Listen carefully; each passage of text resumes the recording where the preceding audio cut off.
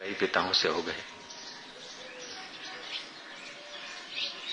कितना दृढ़ समझ है, इसीलिए बुद्ध होके चमके। अगर वापस चले जाते तो हमको भी समझाने के लिए आए, माँ भाई क्या क्या लोग आए। गुरु के द्वार पर जो रहते थे वो भी दिन रात टोकते थे, समझाते थे। जता रहो, पाछा जता रहो, એમાં સારું છે। અમે કે તમારું ગુરુ થોડી ઈચ્છીએ છીએ, પાછા જતા રહો તમારે ભાઈ સાથે રહો, કલાક દુકાને જવાનું, બીજું શું।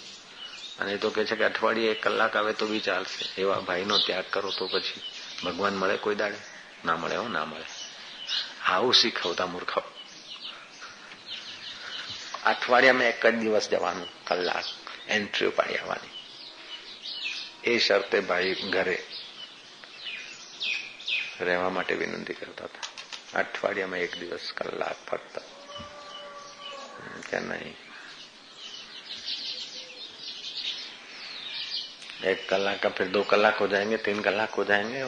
ऐसा दिशा अलग है, दिशा अलग है, क्या करना चाहिए। मेरू रे डगे पण जेना मनड़ा ना डगे, ऐसे वीरों का काम है ईश्वर के रास्ते सीधा चलना।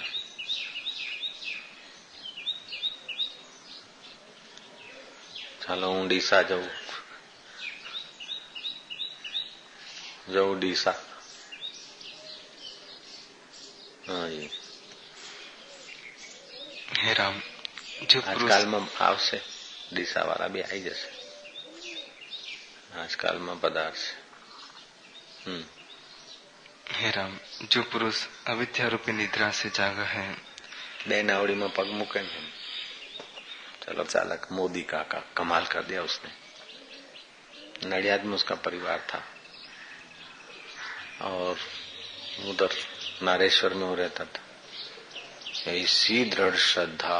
एक संचालक था नारेश्वर आश्रम का, एक मर्द। 200-200 मन के लड्डू होते, लोग जो आवे कीर्तन करे, झीमे। रंगवदूत को कोई लेना देना नहीं, दर्शन करते थे, सत्संग नहीं इतना देते, और रोज आटा नहीं मारते चेकिंग करने के। मोदी छे એટલે પતી ગયું। मोदी की पत्नी सीरियस है और बेटे को तेल की छोटी मोटी दुकान होगी जो होगा।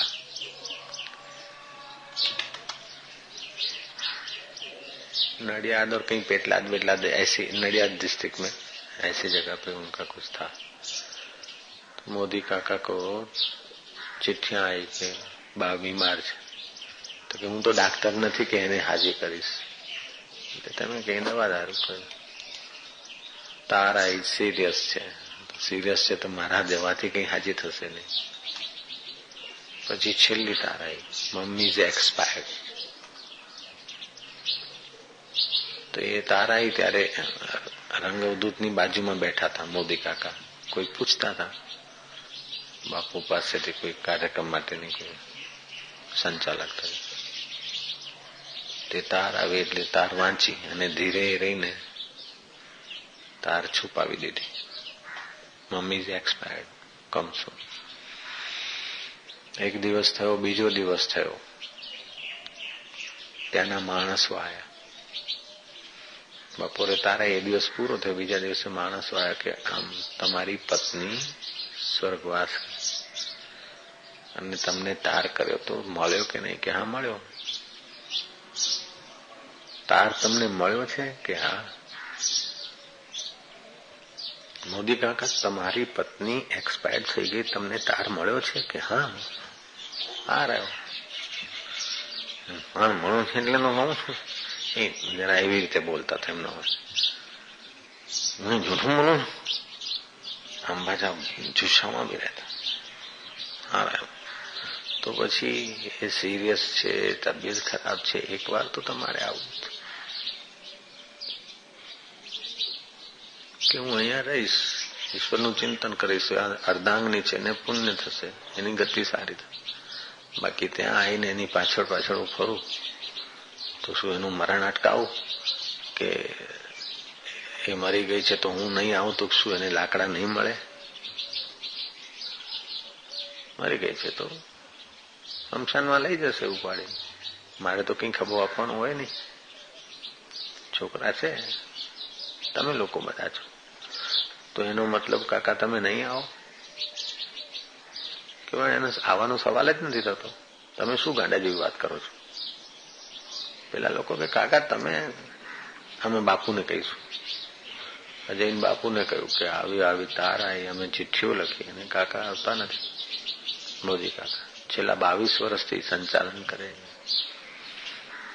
પહેલા તો આખું ગામ પેલું કરે છે. ગામમાં એક ચર્ચા થાય છે ખોટી, હવા ઉભી. અરે મોદી કો બોલાવો. મોદી ખરેખર સાચું છે, તાર તો એ દિવસે આવે તો શું હતું? આ કે જ હતું, આ લોકો કે છે જ વાત. તો પછી તમે ગયા નહીં? મેં તો તમને કદી રોક્યા નથી. ના ના, પણ મારે પૂછાય જ નહીં, જવાય જ नहीं। अभी जहाँ अवधूत की समाधि है, अवधूत तो शरीर शांत हो गया अवधूत का, बाद में कई वर्षों तक उसने संचालक पद चलाया। क्या सुंदर व्यवस्था, धन्य है मोदी काका।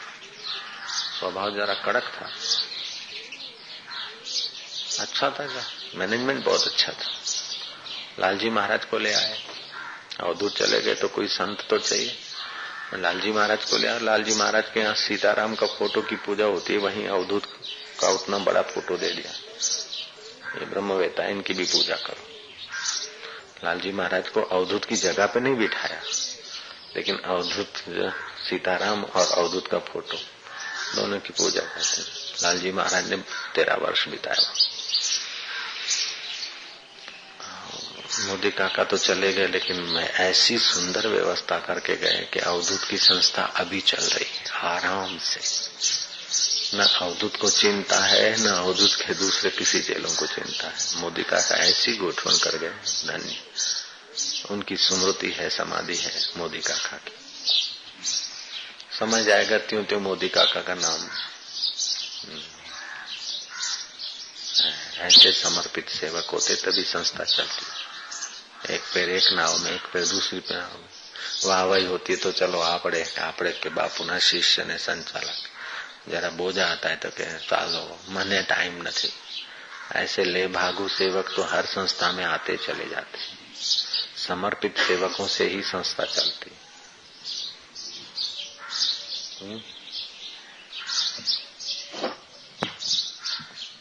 परमात्मा का अनुभव होता है, बोध का अनुभव होता है।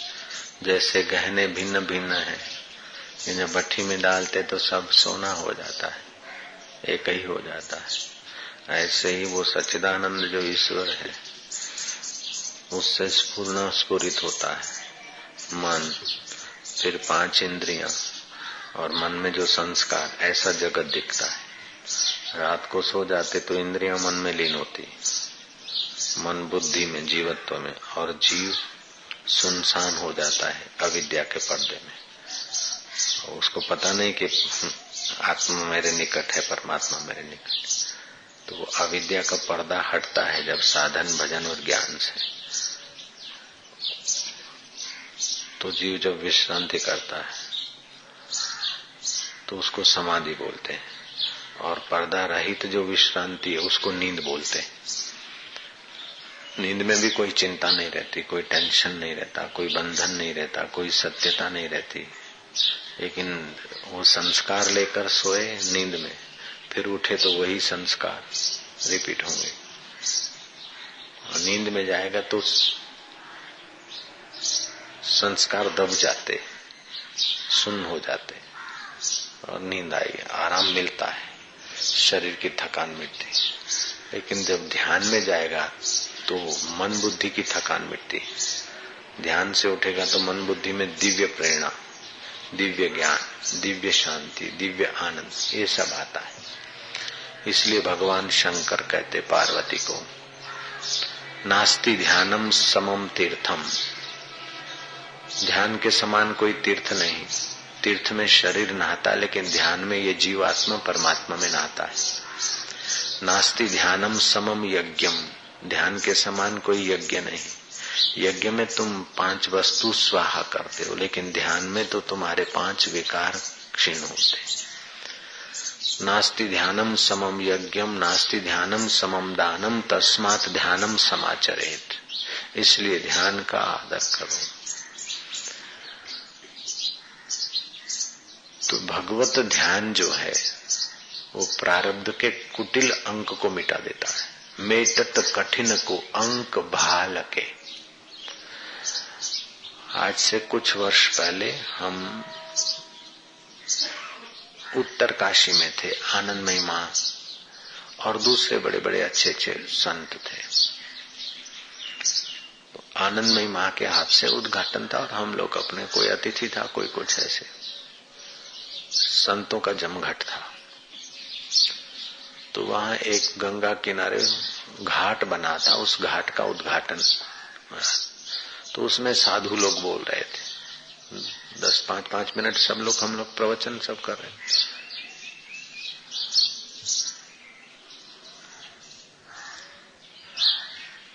मेरा प्रवचन नहीं था, मैं तो अनजान अतिथि होकर गया था बिना परिचय के।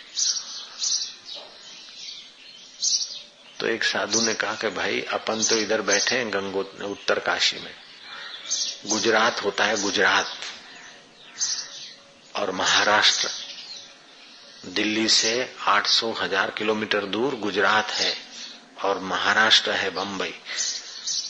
तो वहां मिलें होती है, मिलें, और मिलें जो बनाते हैं उनको मिल मालिक बोलते हैं, और दूसरे होते हैं मिलों में काम करने वाले, उसको मिल मजूर बोलते हैं।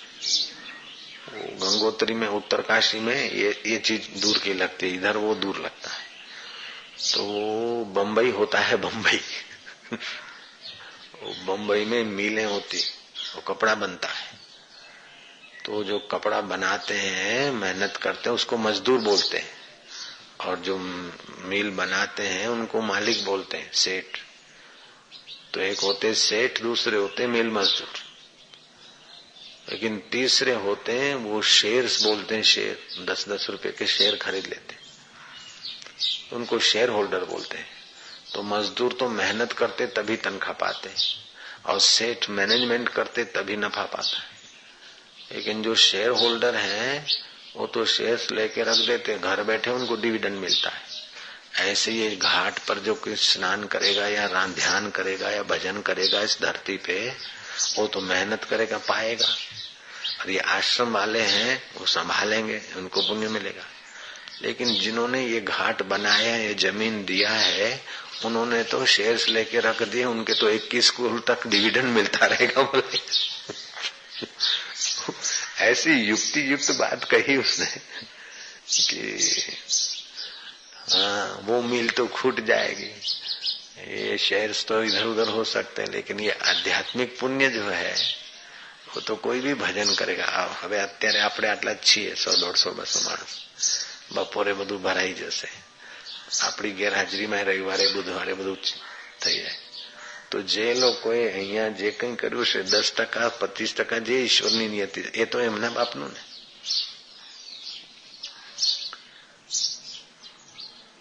यहाँ आके कोई दारू तो पिएगा नहीं, नाच गाना तो करेगा नहीं, कोई ज्यादा भजन करेगा, कोई कम भजन करेगा, नहीं तो जगह का भी प्रभाव होता है। थिएटर में जाते हैं तो गाना उभर आता है, गाना नहीं गाया तो फिर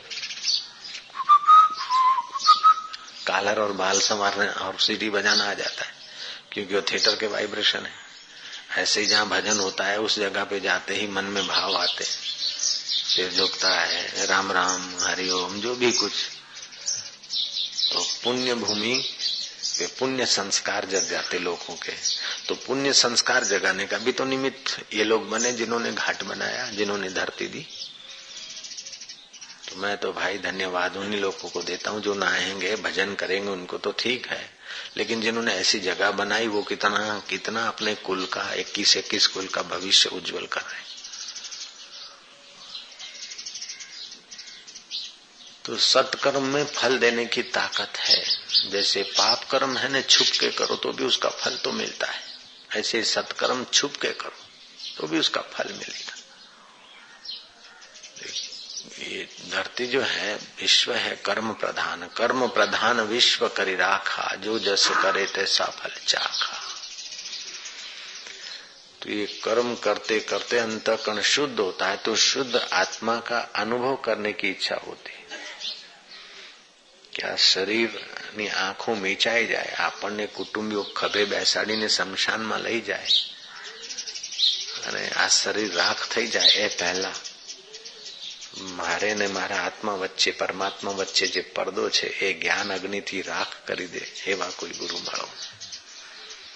કુટુંબીઓ શમશાનમાં અગ્નિદાન આપે તે પહેલા કોઈ સદગુરુ મિલે અને આત્મજ્ઞાનનું દાન આપે। એમ સમજીને મહાવીર, બુદ્ધ, નાનક, કબીર એવા મહાપુરુષોએ સાધન કર્યું ને રામાનુજાચાર્યને તો કોઈ બીજા સંતને શોધ્યા અને પછી અંતરાત્માની અનુભૂતિ કરી। તુકારામ મહારાજ એ અનુભૂતિ કરીને લોહગાંવમાં કીર્તન ભજન કરતા। ત્યાં ચોતરો હતો એક ઓટલો, કુચર ચોતરા, ચોતરા ઉપર બેસીને ગામના અમુક તત્વો હોય ને પાછા, अबे ये सारा दिन भजन करता है, लोगों को बेवकूफ बनाता है, खुदा की कसम एवा लोकोए तुकाराम महाराज नु तेज વધતું જોઈને કુપ્રચાર કર્યો અને એમાં પાછા આપણા હિન્દુ ભાઈઓએ મળ્યા। कुचर चौतरा ऊपर बैसीने तुकाराम महाराज नो प्रभाव तुकाराम महाराज का क्षीण करने का प्लानिंग बनाते और ऐसा एक पठान को बहका दिया कि तुकाराम महाराज नहा के आए तो वो पठान उन पे थूक देता। वो तुकाराम महाराज ने, एकनाथ महाराज, पैठान की बात। फिर वो नहाने जाते, फिर थूका, फिर नहाने जाए, फिर थूके, ऐसे 10-5 बार रोज करता हूँ। एक दिन तो पठान को ऐसा बहका दिया कि वो बस नहा के आवे और थूके। ऐसे करते करते सुबह से वो नहाने गए तो थूक दे, फिर से नहाने जाए। 108 वक्त इस्लामी शासन, 108 वक्त वो महापुरुष को, एकनाथ जी महाराज को नहाना पड़ा। आखिर पठान का हृदय बदला, बोले महाराज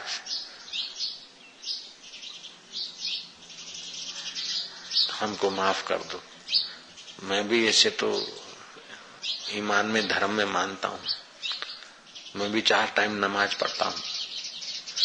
बोले मूर्ख, तेरी नमाज है किसी 4 टाइम खुदा के, तो और टाइम किसका? हाँ, तेरी मस्जिद में खुदा तो और जगह कौन है? 4 જ વખત નમાજ ના છે તો બીજો વખત શાના માટે? હવે એક જ જગ્યા તારો ભગવાન છે તો બીજી જગ્યા કે ખાલી છે? कंकड़ पत्थर जोड़ के दिया मस्जिद बनाए, तापे मुल्ला चढ़ी बांग दे, क्या बहरा हुआ खुदा? એ ખુદા તારો બહેરો થયો છે? જ્ઞાનની જરૂર છે। અને તું નમાજ ભણે છે ને પછી આવી રીતે થૂકે છે તો તારી નમાજ થઈ કે બદમાशी થઈ?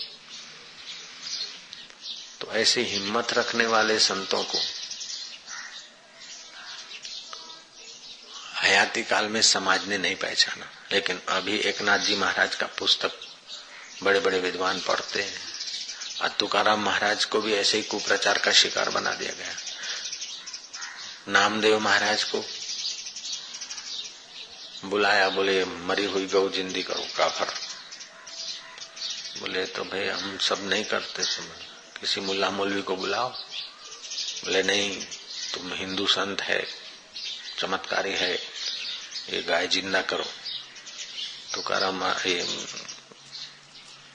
नामदेव महाराज सब बैठ गए।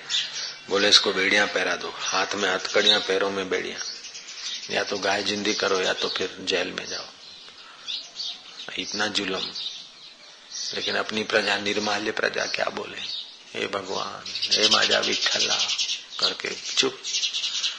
नामदेव भजन करते करते, जब करते करते विठल को हृदय पूर्वक पुकारा कि अब तू जान, तेरा काम जाने। कोई ऐसी ईश्वर की लीला हुई, मरी हुई गाय ने करवट ली। तब वो मुसलमान राजा ने नामदेव को मुक्त किया। तो ऐसे ऐसे कभी हिंदू राजा ने इतना अनाचार नहीं किया कि मुसलमान मुल्ला मौलवी को कह दे कि गाय जिंदी कर दो।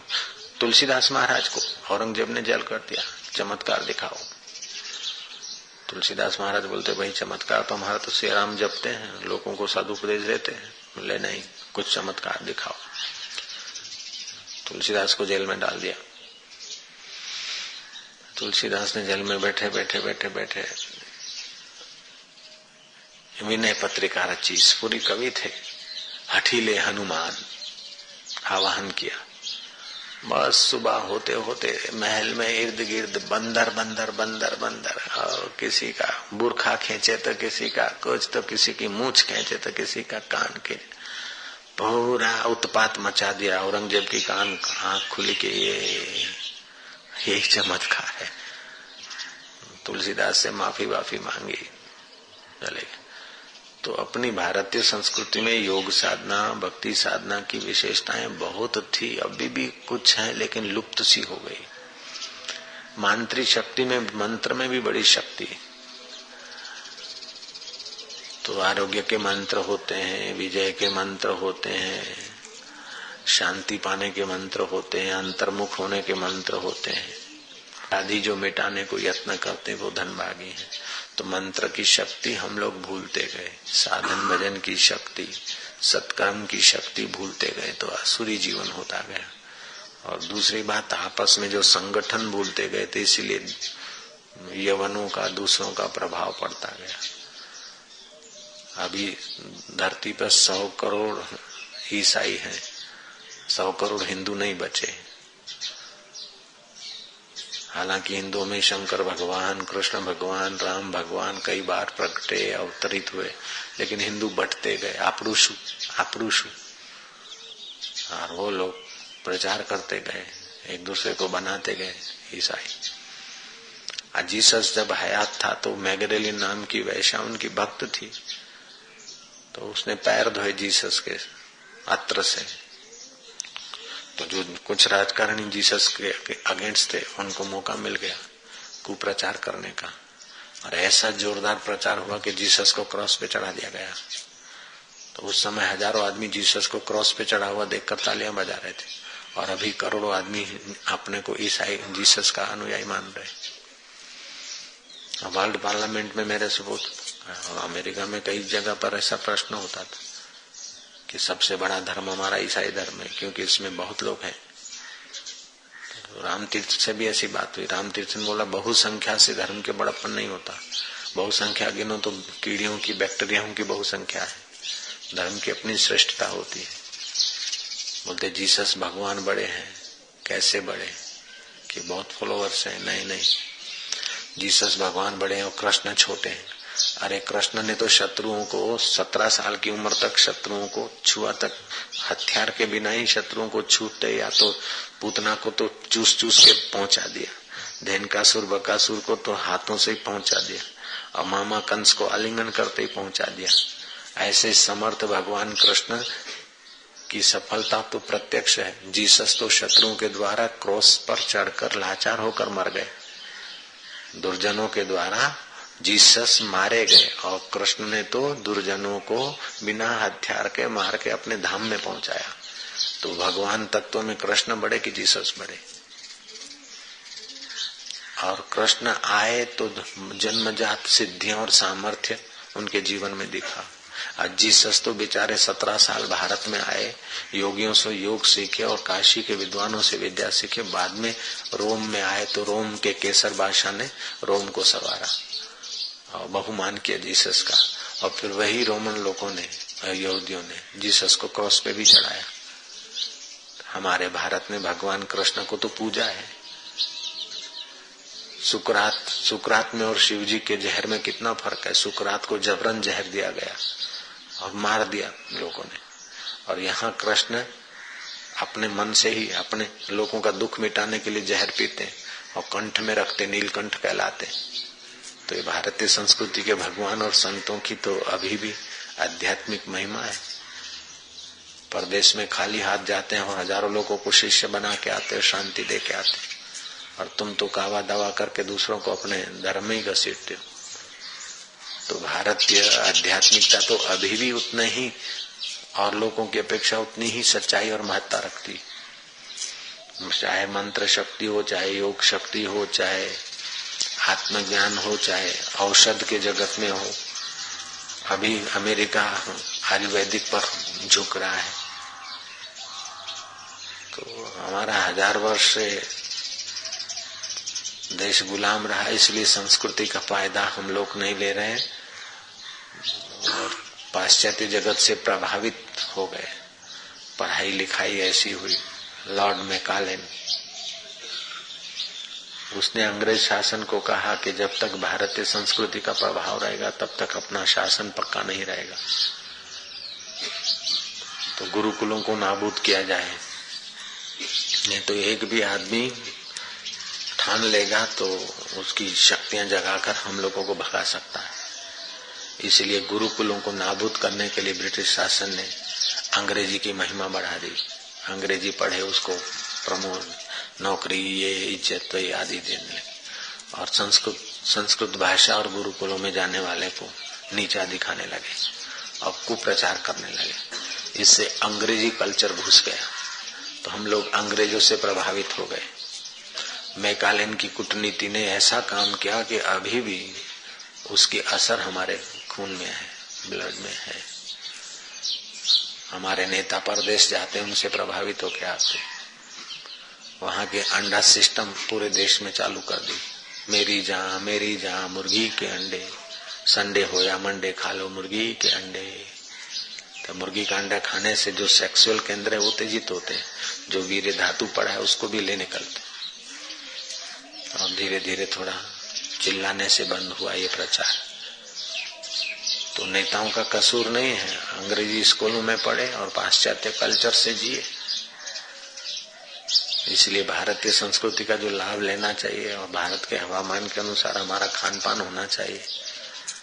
अमेरिका में या परदेश लंदन में ठंडी है, वहाँ शराब और ये लोग खाते हैं तो उनकी मर्जी, लेकिन हमारे लिए तो शराब और अंडा ये सेहत के लिए भी ठीक नहीं है, मानसिक शांति के लिए भी ठीक नहीं है।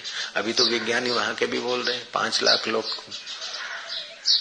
वेजिटेरियन हो गए अमेरिका में। तो कुल मिला के भारतीय संस्कृति की दिव्यता का प्रचार होना चाहिए, और भारतीय संस्कृति में जो छुपे हुए रत्न हैं आध्यात्मिक, उनका लाभ लोगों को, समाज को मिलना चाहिए। ओम शांति शांति। अपने अपने काम में लगो।